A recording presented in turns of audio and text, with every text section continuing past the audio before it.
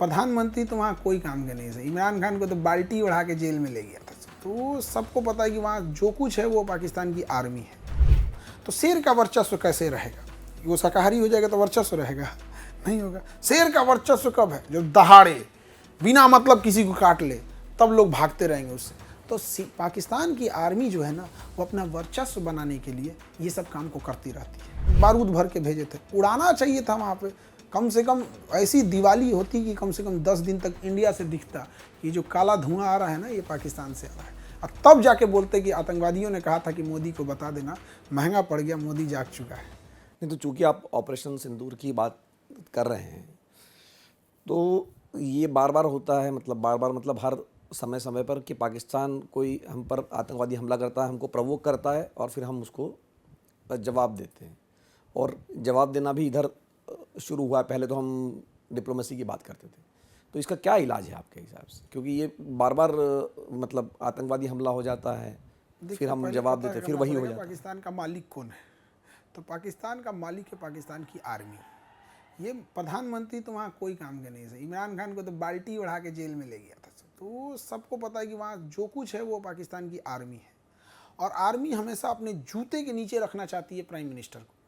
तो वहाँ का अगर कोई प्राइम मिनिस्टर अच्छा आ भी जाए, अगर सुधार करने की कोशिश करे, जैसे इमरान खान के टाइम पे बहुत सारी चीज़ें पॉजिटिव ली गई थी, आर्मी ने उनको मसल के जेल में डाल दिया यहाँ पे। अब आर्मी कैसे वर्चस्व रहेगा? आर्मी मतलब शेर। तो शेर का वर्चस्व कैसे रहेगा? वो शाकाहारी हो जाएगा तो वर्चस्व रहेगा? नहीं होगा। शेर का वर्चस्व कब है? जब दहाड़े बिना मतलब किसी को काट ले, तब लोग भागते रहेंगे उससे। तो पाकिस्तान की आर्मी जो है ना, वो अपना वर्चस्व बनाने के लिए ये सब काम को करती रहती है। अब देखिए, वो फेल्ड इंसान आसिफ मुनीर, लाहौरी गुंडा, अपने को फील्ड मार्शल है। वो फील्ड मार्शल नहीं, वो फेल्ड मार्शल है। फेल्ड मार्शल अपने को ले लिया फील्ड मार्शल की उपाधि। मतलब हमारे यहाँ मानेक साहब सबको मिला था और उनको फील्ड मार्शल किसी को दे देते हैं सब। तो उसको आर्मी की कमर तोड़नी पड़ेगी। अब जैसे इजराइल किसको अटैक करता है? सेलेक्टिव अटैक करता है। हम लोग जाके मार दिए, वो मिसाइल मारे हैं। हम देख रहे थे कि एयरपोर्ट पे वो गढ़ा हो गया। क्या मतलब बनता है भैया आपका एयरपोर्ट कॉम्प्लेक्स चालू कैसे? एक तो देख रहे थे शेड है, उसमें मिसाइल गई है और दिख रहा है वो इतना छेद हुआ है। ढलैया तोड़ने गए थे आप?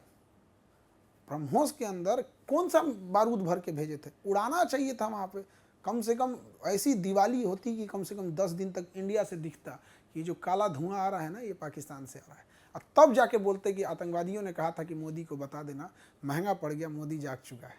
ऐसे कैसे हो गया यहाँ पर? उसका इस गर्मी के टाइम पे 10 बिजली घर उड़ा देते, काम खत्म। आर्मी की पैर टूट जाती। बिना बिजली तो आर्मी भी नहीं चल सकती, ना उसका रडार चलेगा ना कुछ। S-400 एक्टिवेट कर देते हैं। कोई जहाज नहीं आ सकती थी S-400 एक्टिवेट करने के। सिविल एविएशन नहीं, इधर नेवी लगा के नेवल ब्लॉकेज कर देते। बिजली कट गया, ऑयल रिफाइनरी 3 ठो है, उड़ा दीजिए 3 ठो ऑयल रिफाइनरी। पेट्रोलियम खत्म, पेट्रोल गया, बिजली गया, ठप सब कुछ। अब जिधर से मारना है उधर से मारते रहिए। यहाँ पे इसी बहाने POK ले सकते थे। तो बहुत सारी चीज़ें हैं यार। अब हमको लगता है डोभाल साहब के जगह पे किसी तेज तर्रार को, यंग को रखना पड़ेगा। डोभाल साहब अच्छे इंसान हैं, बट हर इंसान के ऊपर एक एज, उम्र आके हावी हो जाता है।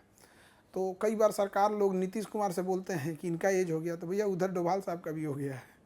तो थोड़ा सा होना पड़ेगा। अच्छे इंसान है डोभाल साहब, तेज हैं पढ़ने में, बट एज देखते हैं कितना हो गया। नहीं तो आपको क्या लगता है कि मतलब ये जो युद्ध विराम हुआ वो नहीं होना चाहिए? एकदम गलत है। युद्ध विराम होना ही नहीं चाहिए। अब तक चलते रहना चाहिए था, लेकिन हुआ, ये गलत है। क्या कहिएगा? एवेक्स के मामले में जो अर्ली वार्निंग दे देता है, पाकिस्तान हमसे ज़्यादा आगे निकल रहा है, क्योंकि उसने केवल एक ही काम किया आर्मी पे। हमारी इंटेलिजेंस कहाँ रखी हुई है? यूक्रेन ने एयरबेस उड़ा दिया रसिया घुस के, पूरा ड्रोन के मामले। हम ड्रोन के मामले में कहीं नहीं टिकते।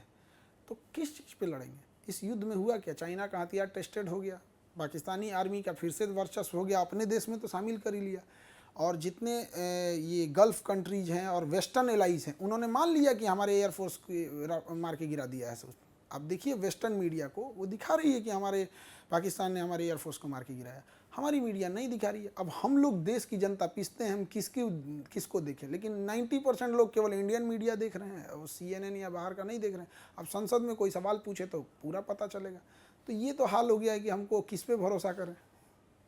नहीं तो पीओके की बात कही आपने, बीजेपी जो की कहती है कि हम लेंगे, और बल्कि देश की संसद में भी ये रेजोल्यूशन पास हो चुका है कि भाई भारत की ज़मीन है, भारत इसको वापस ले लेगा। हम तो जगह भी छोड़ कर रखते हैं इसको विधानसभा। संसद से पास करने में क्या बनता है, हमको ये नहीं समझ में आता है। वही बात नहीं, हम आपसे पूछ रहे हैं कि कभी ले पाएंगे हम लोग, ले पाएंगे कि नहीं ले पाएंगे? संसद से तो पास करके लिए ना लिए हैं, संसदे में रह जाएगा। दिलेर चाहिए, एकदम दिलेर इंसान यहाँ पे कि हमको लेना है, मतलब लेना है। और तभी ले सकते हैं जब पाकिस्तान को इकोनॉमिकल हम लोग लॉस पहुँचाए, तब स्ट्रेटजी। क्योंकि ना पाकिस्तान में ना वहाँ की पब्लिक को लगता है कि मेरी सेना जो है वो हीरो है।